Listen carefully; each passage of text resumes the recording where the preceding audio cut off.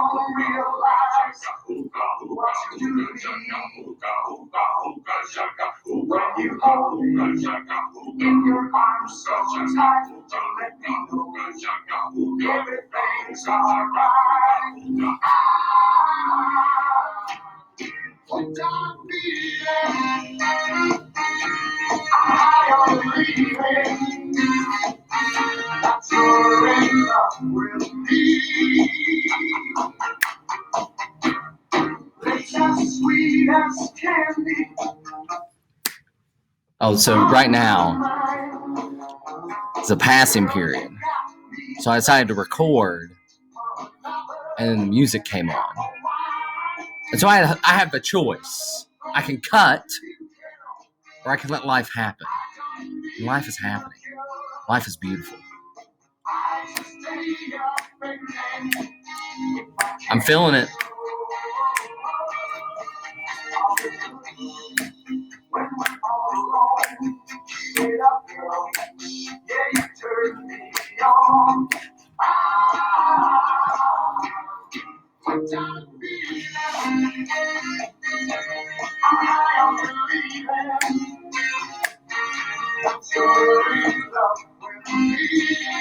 Okay. We'll enjoy the music while you're working on your warm-up. If you're still watching, hope you enjoy the dance break. You have a warm-up that you can be doing on Schoology right now. Sorry. So I'm hooked on a feeling.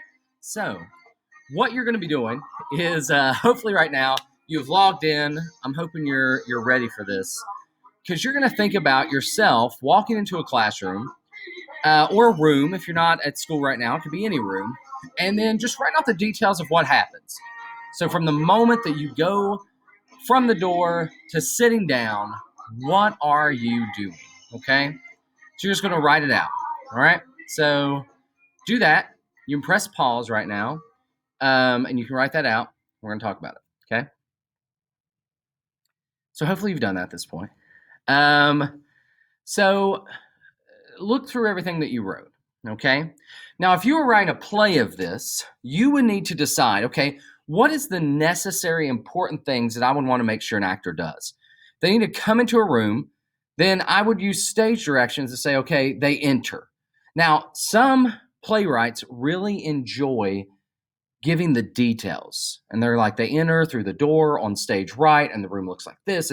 And some just say they enter. Okay, so it's up to you, but you would say they enter, right? Well, then what happens? They enter, what's the necessary information? So where did you go? They enter and go to the desk, okay? Now you can also, if you're a more detailed playwright, you can say they entered, they looked around the room, they felt the warmth of the room, they noticed the time. After noticing the time, they moved past their bed and they went to the desk. Or you can just say they go to the desk, right? It's up to you of what information you want to give and what you want your audience to, not your audience, what you want your actor to sort of have. Because some actors are going to decide their own story, and some actors will take what you write and they'll use it to a T. You also need to look and say, okay, is anything that I describe something that could be dialogue or monologue? So if like I entered and I was distracted by a phone call that I had, well, how do I play that, or do I start talking about that? And if I start talking about it in theater, I can write it in the script as monologue as I'm moving. So I describe the things that I want an actor to do to move, the necessary things in the room, what it should look like. If there's some motivation, I enter heartbroken, right? Because I had an argument with my boyfriend or girlfriend on the telephone. And so I could say, enters solemnly, enters sad, moves to desk. And then as they're moving to desk, they would say, I can't believe that phone call I just got. And even though maybe you wouldn't really do that in real life, you're doing it in here. Well, in theater, sometimes the stuff we do in here, we put in our monologue so we can let the audience in on this necessary information. So the idea is to look at what you wrote and then say, okay, if I was using this in a play, what would it look like? Today, we're once again talking about playwriting. I can format stage directions and dialogue into my original play, and so we're going to learn sort of about that, okay? So let's talk about 3 types of stage directions, okay? One, You have scene directions. Scene directions set the scene and environment at the start of a scene. And so this is sort of, you would go scene one, and right underneath that, typically we center it and we italicize it and we describe the scene directions. What does the scene environment at the start need to look like? What needs to be happening, going on? Anytime that we tell an actor to move or to do what we call stage business, which is they're doing something on stage outside of just the words that they're saying, we put this in the stage directions, okay? And so we set the scene and environment at the start. We have that listed for them. And so if someone's supposed to come through and open the door, if someone's supposed to vacuum, if they're supposed to check something, if they're supposed to hide something that the audience can see but that other people wouldn't see, they can do it right there. We write all of this in the scene directions, okay? Now, you don't have to worry about when I talk about formatting, because I'm going to give you a page to help you with formatting, okay? We'll get to that next week. Next, we look at the staging directions. Now, this is another type of stage directions, but this is like entrances, exits. There's a light change. There's a flicker. What are the staging directions? Where do people exit? Where do people enter? What are the tech elements that are necessary for this play to keep going? And light changes, sound effects, any of that. The third is character directions. Suggestions for how a line is delivered. We use sparingly and only make sure that the meaning is clear. And so the idea here is, as a playwright, you have probably strong connections of this should sound like this or this should, but actors are going to interpret that. And so if you want to tell them that something needs to be said with strength, you could put with strength in parentheses. If they say it and they say it's sad, you can say sad. If they need to stand or move on the line, you could say it. But you only need to put necessary stuff, because theater is collaborative, okay? And so you have the playwright who's writing this, and it's the playwright's baby until the director comes in, and then it's the director's baby. And so you hand off this special thing that you've created to the director. You still work with the director, but you let them have freedom to sort of direct, and then the director trusts it with the actors. The director gives the vision and says, this is the show we're doing, and sort of sets out some parameters, and then when they trust the actor to sort of take it and see what happens. And when we collaborate and we give up these things, it can most of the time become a more engaging and beautiful show than if we just hold on to it tightly and it has to be just the playwright's version and only the playwright the whole time. And there are different schools of thought on that. But I think theater, the collaborative process is what makes it amazing. Okay? So these are three types of stage directions. So when we start writing our play, we're going to start working through these three types of stage directions that we're going to add in. Now, we also have the idea of dialogue, of writing when the characters speak. So we have two things that you're going to use. You're going to use dialogue, which is the conversation between two or more characters in a scene. When they're talking back and forth, they're in a dialogue. And then you have monologue, which is one character speaking for an extended time, either alone or with other actors. So they can be alone where they're sharing their thoughts. They can be with other actors. And sometimes you can have an actor sort of in monologue address the audience, and the other actors don't necessarily hear it on stage. But also you can have that one character just start talking to try to prove something, teach something, explain, confess, and these are monologues as well. And of course, if they're by themselves, then they're just cluing the audience in on what's going on in their mind so that the audience can have that necessary information. No matter what you write, you want the character to sound like a real person who's being true to themselves.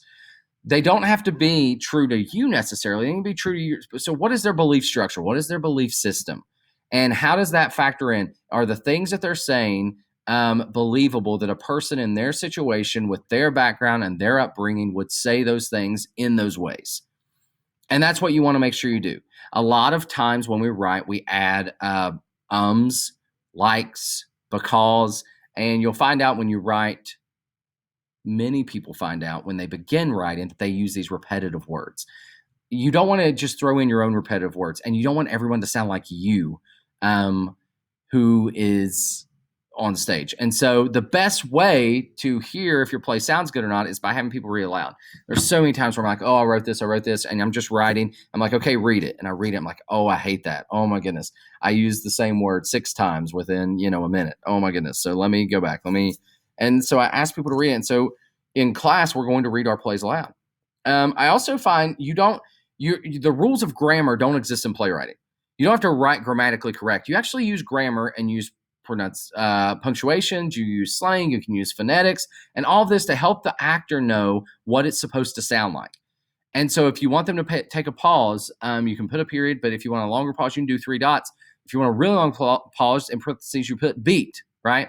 If they say things like I'm going running today. I'm going running today. Are they saying I'm going running, or I'm going running? Because if I'm going running, then it's GOIN apostrophe RUNNIN apostrophe. So think about like where are they from, how would they talk, and you can write that in. Okay. Because I promise you should, if you get a good director, if you write running and the person's saying running, the director should say, no, it's running. Say the word like it's written, right? So as a playwright, you get to decide what that should be like. Okay. All right. So what are we doing today? So I want to just give a quick little talk about stage directions and when characters speak, because next week we're going to be moving into writing the dialogue of our play. Okay. And we're going to write the scenes out, and we're going to work on that so that we can read them soon. Today, with your group or individually, you need to finish working on your outline from last class. If you're in class, you're going to stand up and tell us your idea in 3 minutes or less. If you're online, you're going to film a video of you're going to film a video of you telling us your idea. You're going to upload it to Google, and you're going to send the link to me. Okay, so that's what we're going to work on today. We're still in playwriting. You don't have to, we're trying to limit this to our in-class time, so you don't need to spend a ton of time outside of class. But you should, spend about an hour 15 today finishing up your idea, making sure that you feel like it's solid. And then you're going to make a video where you sort of explain it. Limit yourself to 3 minutes, okay? Just get through the necessary information. And make sure that it makes sense and something that you're proud of, okay? If you have any questions, you can shoot me an email. We can go from there. I'm really excited to start reading some of these plays and stuff once we get going. So thanks, everybody.